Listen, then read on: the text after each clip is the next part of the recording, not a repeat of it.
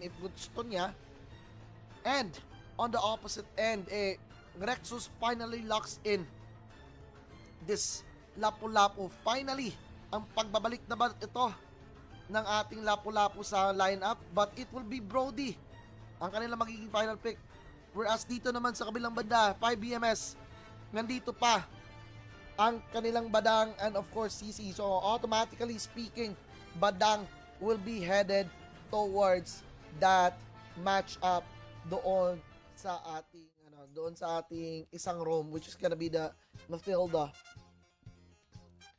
So mamaya-maya lang, pupunta na tayo sa game. Kalma lang kayo mga kaibigan as we are set to begin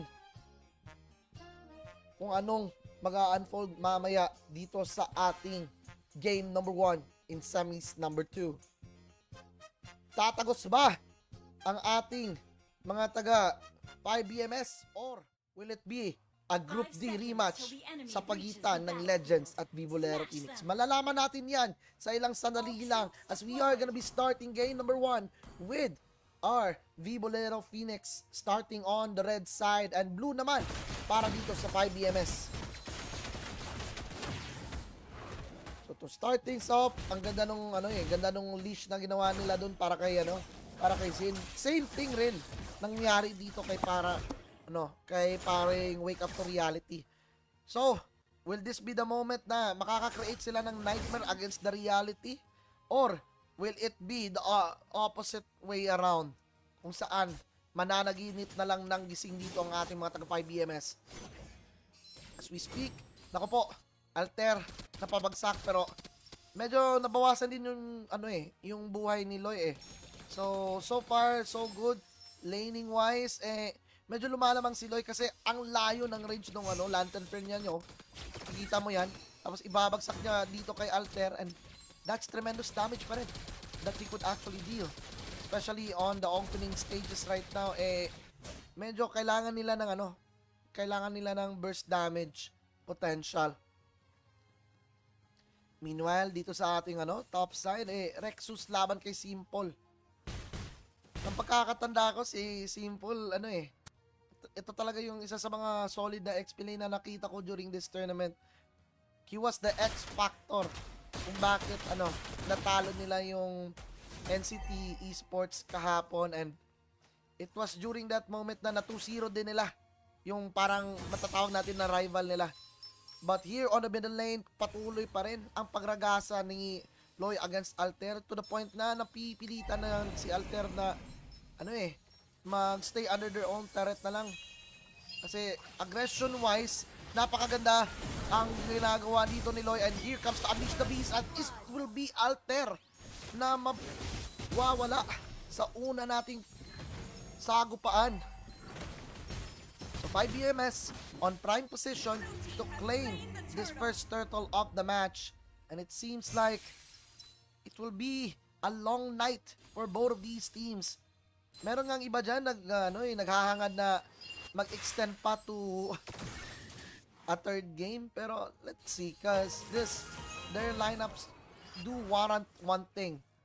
Gusto nila na fast tempo, fast clear, and at the same time fast din yung objective taking nila. Dito tayo magpo-focus sa bottom side as Inards versus Creo. Ang mga contention natin sa best gold laners in Negros Oriental. At, medyo lumalamang dito si Creo in terms of the level pero makaka-recover din si Inards dyan kasi nga, the aggression will be there, but supposedly, giving your lane or giving an early advantage towards Creo would be disaster para dito kay Inards, especially later on na makakagain ng Skypiercer stacks if magbibuild man si Creo mamaya.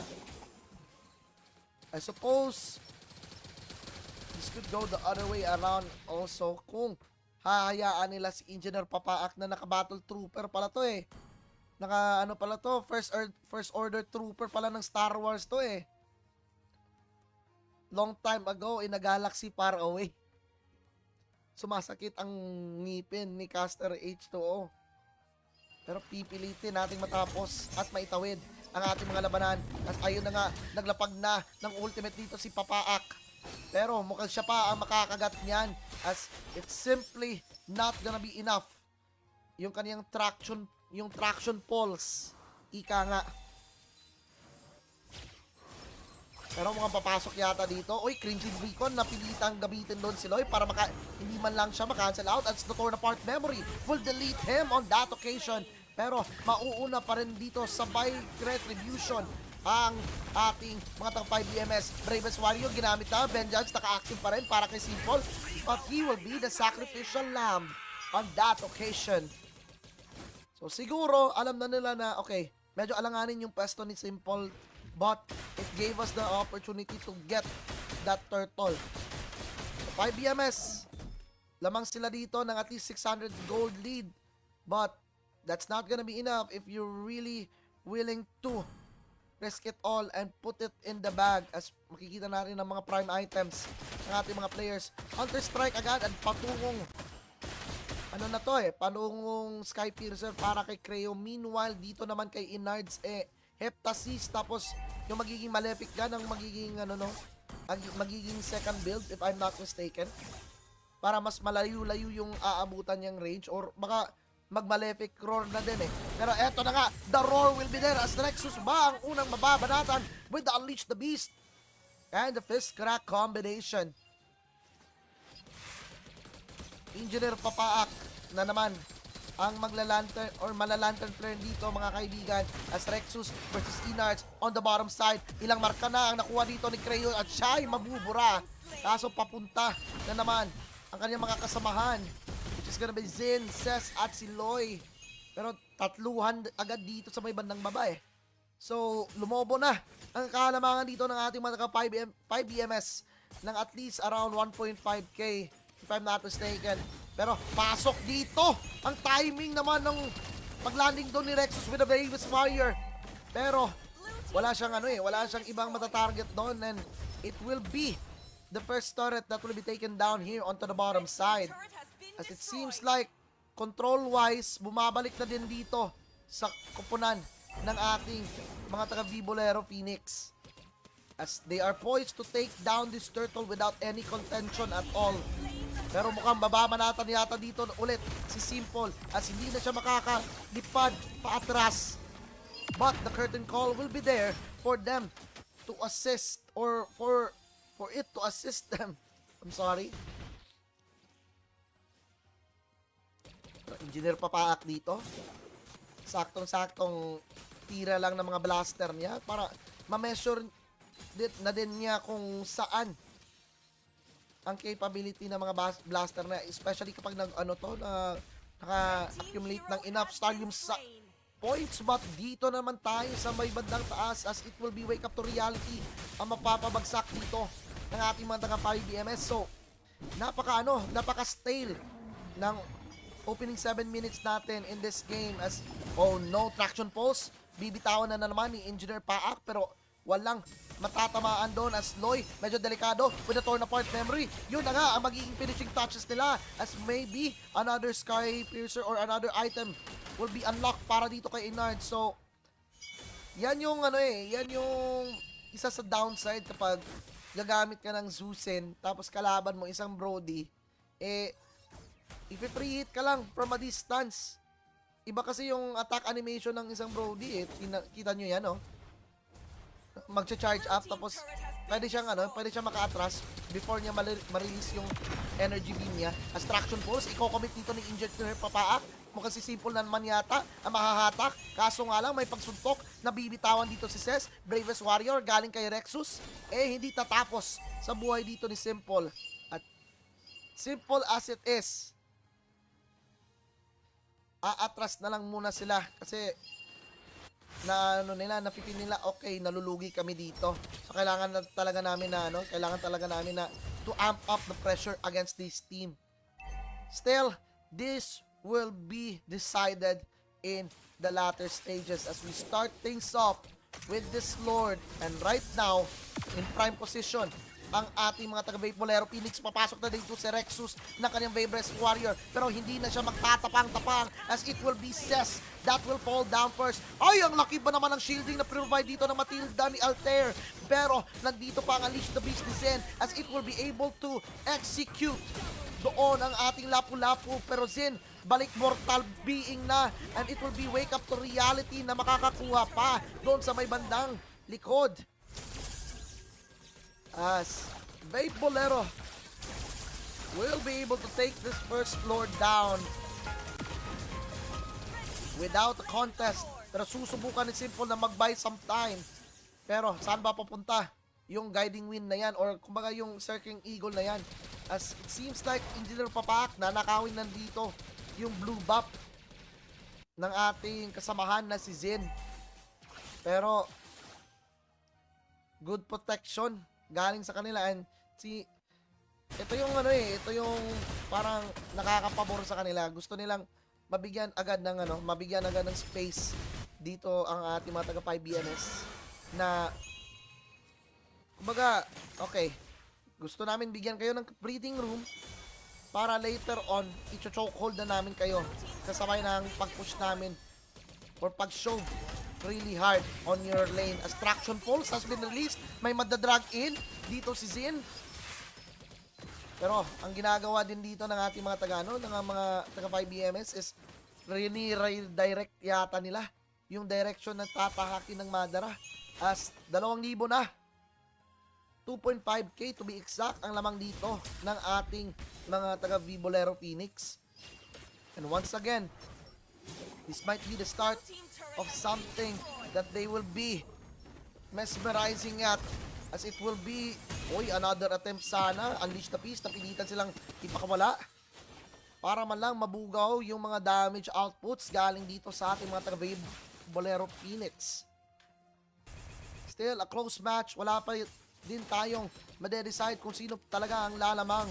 Pero, in terms of the gold naman, makikita nyo na yung ating Bolero Phoenix, slowly making it balloon. Almost 3k na ang kanilang kalamangan as we look upon their itemizations. Makikita natin na War Axe, Blood Wings para dito sa Lucas ni Zen. Meanwhile, it is gonna be almost the Trinity para din dito sa ating Joy ni Wake Up to Reality. So, aatras, sasayaw. Mukhang meron na namang mahuhuli. Kaso, aatras na lang muna ang ating mga koponan kasi gusto nila na clear things up, make it easier for our team to push para naman hindi tayo mapigilan once that we are gonna be able to grab that objective from our opponents.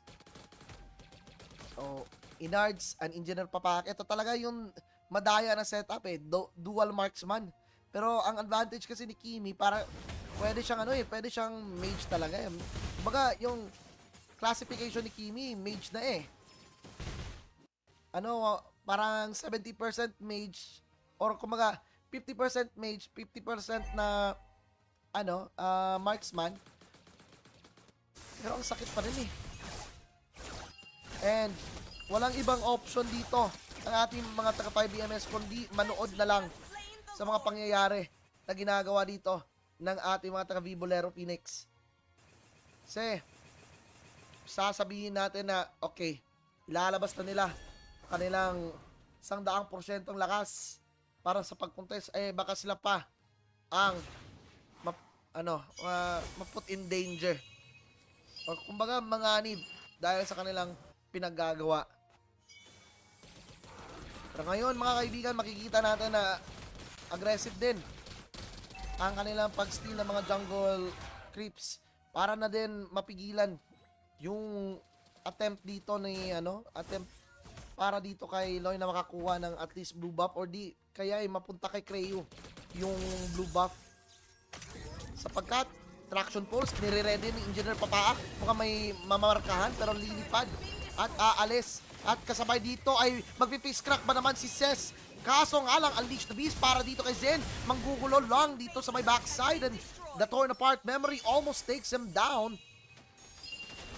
So, reset ang team fight natin. Kumbaga, nagsimula ng pinakamaganda, hindi nila matatapos agad-agad. Tamang tamang tansyahan kung anong dapat gagawin. As wake up to reality na naman ang kakapasok, pero hindi na nila yan intindihin. As it will be Rexus. Oy, magsisimula siya ng kanyang sisimulan niya with his damage output from the Bravest Warrior, pero Creo pipitik na ang kanyang Sky Piercer damage alongside with that one. Buhay pa rin dito ang ating mga taga 5 BMS. Extraction Pulse, pinakawalan dito ni Engineer Papa. Concealed Play, medyo late na nga ang pag-activate dito ni Ses, but they are willing to risk it in order for them to gain footing and of course, makakuha din ng information kung saan manggagaling ang mga membro dito ng ating mga taga Vivo Lero Phoenix. Tightly contested, 5-8 ang ating scoreline. Walang mag-iiba sa pamilyang to. Kumbaga, walang bigayan, walang early Christmas gift. Gusto talaga ng dalawang teams na to na okay, make it as close as possible. Gusto natin na matapos yung laro na parehong binigay nila lahat. Pero sino ba ang makakakuha ng panalo na to? Bukang Alter, hindi siya target lockdown doon, pero aatras muna dito ang ating mga taga 5 BMS. Measuring up na lang ang kanilang magiging decision, as it seems like pangatlong Lord ay magpupunta sa ating mga taga Bolero Phoenix. Sisimulan without any kind of contest at all, as napakabilis ba na naman ng damage output galing dito kay Wake Up to Reality. Extraction Pulse again, almost drags back in Chloe.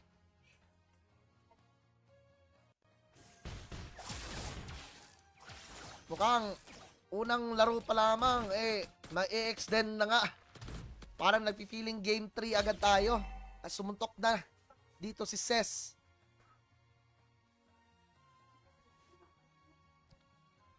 So it might be the opposite of what is currently happening, as it seems like Bolero are patient enough to wait for the Lord to push on this top side of the map. Palagay ko, isang traction pulse lang ang kailangan nila kasi gustong makaset up dito ni Rexus with the Bravest Warrior. Wala siya malalapagan ng kanyang dalawang ultimates or dalawang skills na pinagbubuno-buno dyan. Pero how will 5BMS manage this one, as it will be the first crack? At ayun na nga, they will be stopped on their tracks, as it might be a dangerous spot for them. Mag-reflicker in na dito si Inards, mukhang mapapa.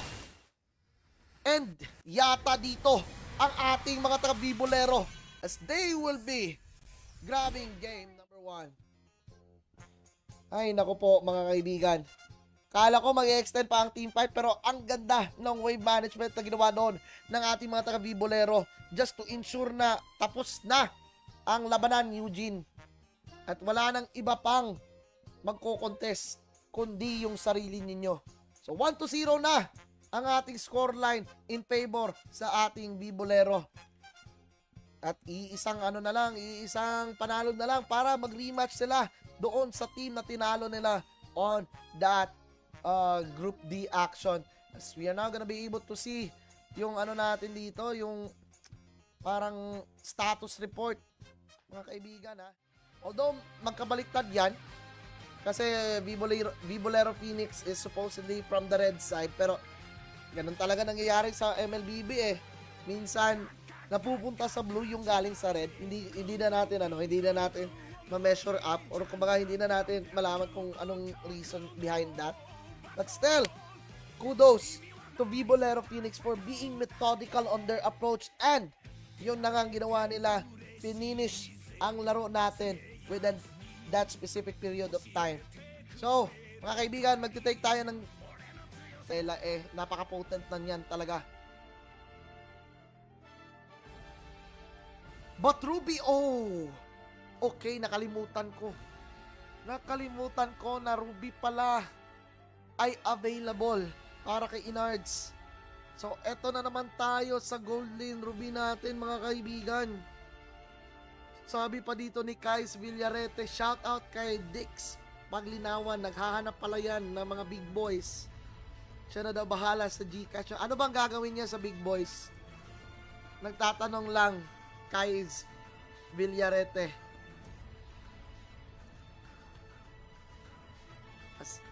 Mukhang nilock in na dito ni Creo ang kanyang Iridel. And this will be a decider kung ano magiging kapalaran nila mamaya, as seems like tapos na ang kanilang mga pickings and pupunta na tayo doon sa ating Land of Dawn.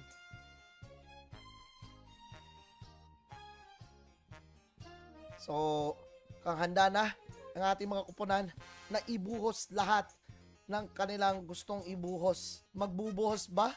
Or may capabilities pa ba sila na maubos ang kanilang mga kalaban mamaya? As it seems that eto na, sisimulan na natin ang ating game number 2 sa pagitan ng ating Vibolero Phoenix laban dito sa 5BMS.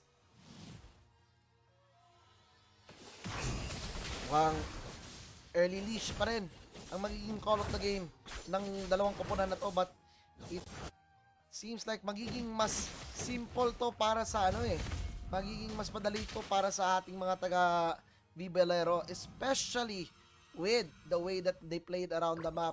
Tingnan mo naman yung yung movement na ginagawa dito ni Rexus. Kumbaga, mga aasar lang yan against simple. Ayun ang lakas ng ang lakas ng daktingan, ang lakas ng damage output. Pero on the bottom lane naman, panigurado si Inards magpe-play safe dito. Hindi siya yung masyadong magko-commit on some engages. Kasi nga, ang mangyayari kapag he overcommits on some instances, or in some instances, baka sila pang mapahamak. Pero, matatamaan si Alter doon na. Mukhang panigurado, muntika na. Mababagsak doon si Zin. So, Rexus dito, lalamang against Simple. Especially getting that XP crab on that laning phase.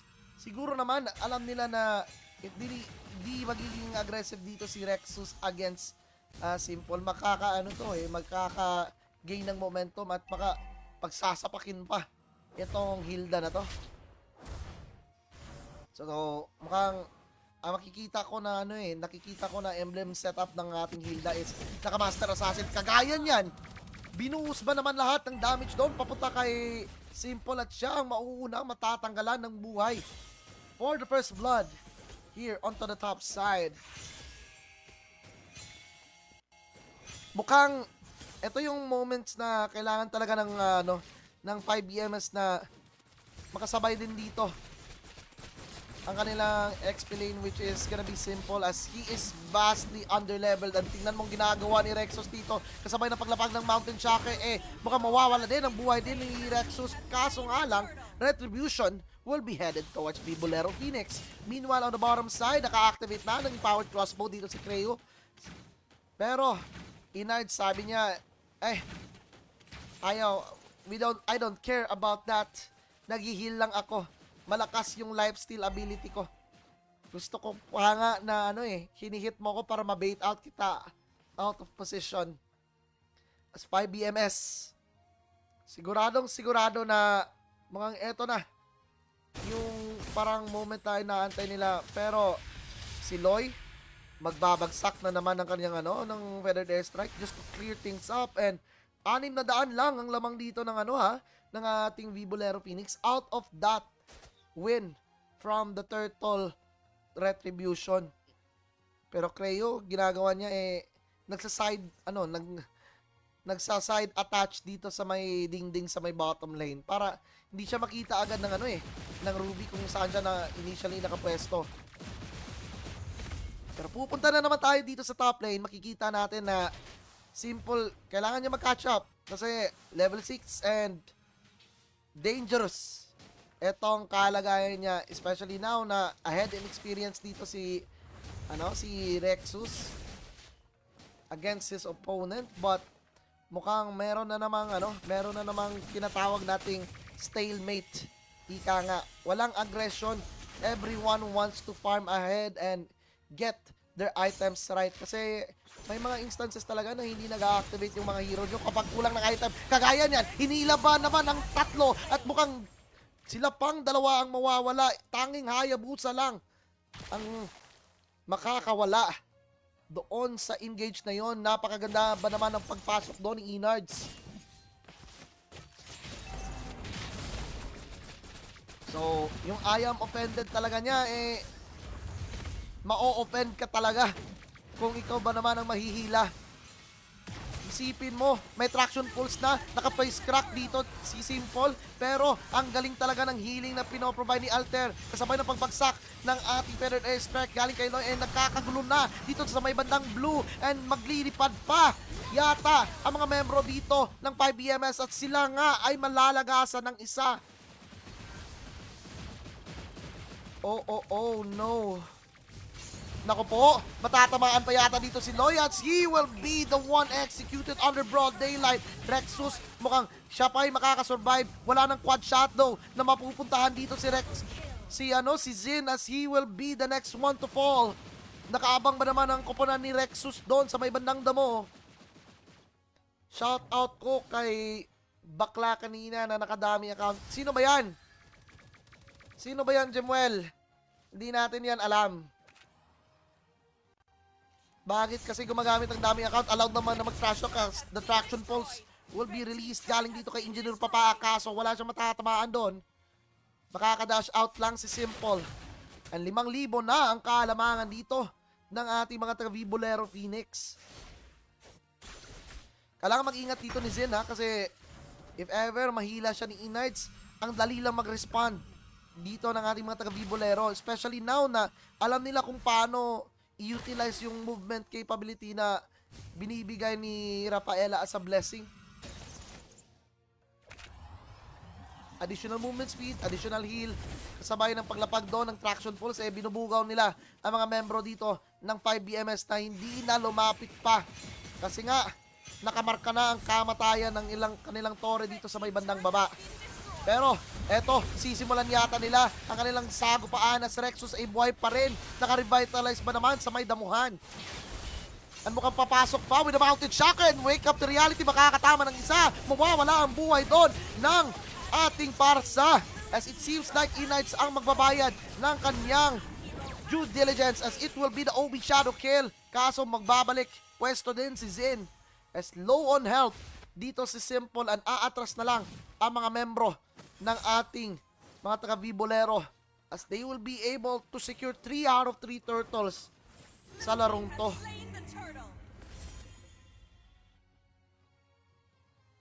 Zin na naman ang magdidikta ng ating labanan. Kung hindi siya hindi siya mag-start things off beautifully, ay naka po, baka siya pa ang mapuruhan. Pero okay lang yan. Dito na tayo sa pinaka-final moment. Iniintay ng lahat na makita dito kung ano ang kanilang magiging comment. Tingin ko, if si Rexus na naman talaga ang mauuna, panigurado, matatamaan sila. As ayun na, hindi tatama yung traction pulse, pero yung Starlium Blast, makakapaminsala. As ayan na. Inards, nahuli dito ang isa, kaso nga lang mabubuhay pa, babagsak ang mga Marta dito ni Rexus. Pero lilipad si Ces na parabang aeroplano ni Matilda. RG na nga, sabi ni Anvin Kier. Hindi mo ako Anvin, kasi naka-PC ako. Gusto mo ba makita ng Gold Stranded? Sabi ni Mikael, ibibigay na daw ang prizes mamaya. Naku po, Mikael, tandaan mo, natalo kayo ng Group D Natalo kayo ng the same team na lumalamang ngayon dito sa game number 2. Pero panigurado, makikita na natin kung ano magiging resulta ng kanilang mga movement dito as we check on their items in the 8-minute or maybe 9-minute mark na lang para masigurado na kumpleto na dito yung Blood Wings ng Kimi. Ay, ang lakas talaga ng farming potential ng Kimi. If alam nyo lang, kahit ako, hindi ako marunong gumamit ng Kimi at nalulugi ako. Panigurado, ang lakas ng ang lakas ng appeal niya sa middle lane. And, mind you, it is a pseudo marksman. Kasi ang ginamit dito ni Inards gold lane gold lane ruby. Kumbaga makakuha lang ng war axe at isang brute force best plate si Ruby okay na sa kanya yan. Wala na siyang pake kung mapupunta lahat ng farm dito kay Engineer Papak. Extraction pulse tatama dito kay Creope, hindi siya mahihila. It's a tug of war between these two teams kasi hilahan lang and baiting out ng kanilang mga utilities. Pero titingnan natin masyado kung anong gagawin dito ni Inards as tatama ang Mountain Shocker and mukhang puladong-pulado ang buhay doon ni Lois. Kailangan niyang aatras.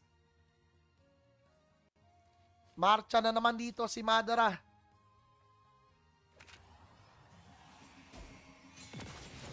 Pero ayan na naman, maglalapag ng traction pulse and this time around, mukhang eto ba ang kanilang magiging kaganapan. Simple.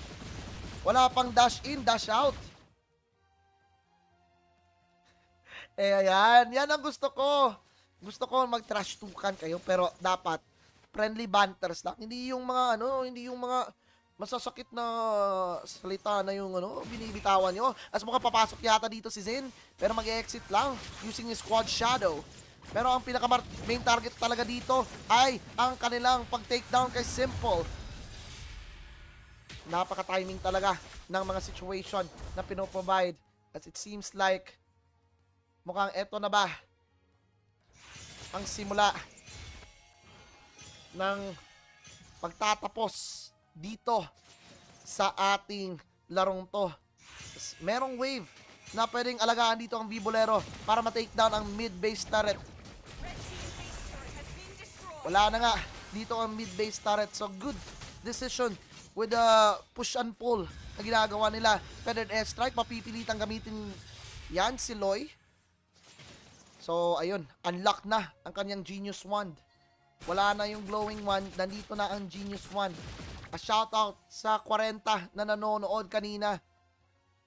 Mga kaibigan, if you just tuned in, baka mag-extend pa ang ating labanan mamaya. As mukhang gusto talaga nila na mapanindigan ang kalakasan nila.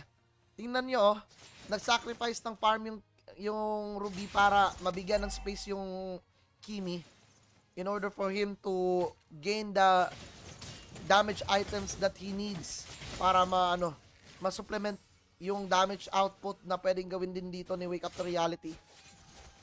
Pero ayun na nga, isang pagkakamali lang from both teams mababaliktad ang sitwasyon. Pero lamang pa rin dito sa ating specific situation ang ating mga taga-Vibolero, Phoenix.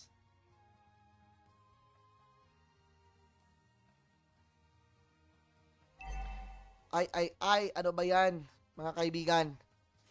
As it seems like simple, makakakita ng angulo, pero eto na ba ang tamang pwesto? Palagay ko, hindi. Kasi traction pulse pa lang, na-bait out na sila. Ang Rexus ba naman ang magiging gwardya?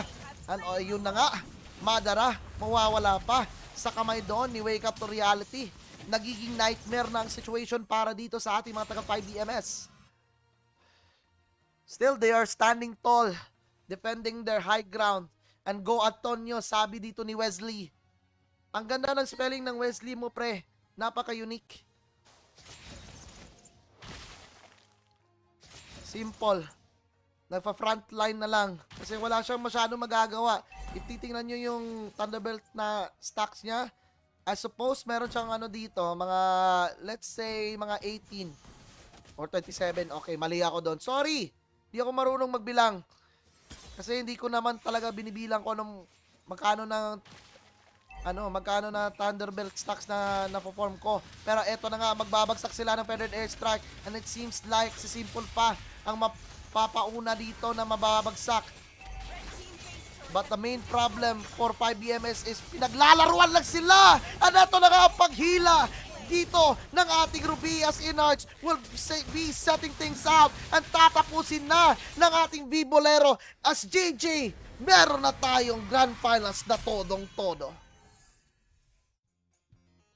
Ang galing ng wave management na ginawa doon ng Vibolero. Tiniming talaga nila na danagsa yung Lord before pumasok doon yung kanilang Ruby na si Inards. And that was a statement victory para dito sa ating Vibolero Phoenix. Ang lakas ng dating nung pagkapanalo nila. Kumbaga, sinet up na lahat, binigay na lahat, pero yung sa kabila pa rin ang nanalo. So we head on dito, mga kaibigan. 5-9 ang ating scoreline, pero umaapaw yung level of confidence dito na mga taga Vibolero. My goodness gracious. So, ayun na, the stage is set for the Grand Finals and mukhang dadami ang ating viewers. Don't forget to react to the stream and share it, ladies and gentlemen, as ang ating magiging MVP for that matchup is none other than Wake Up to Reality with a 603 KDA. 15 minuto lang ang ating magiging waiting time, as it will be a battle, a very hot one between Mad Vapors Legends laban dito sa Vibolero Phoenix. So, wag na kayong aalis. Magbabalik tayo after 15 minuto and we will start things off with the hottest grand finals here in the Super Tournament brought to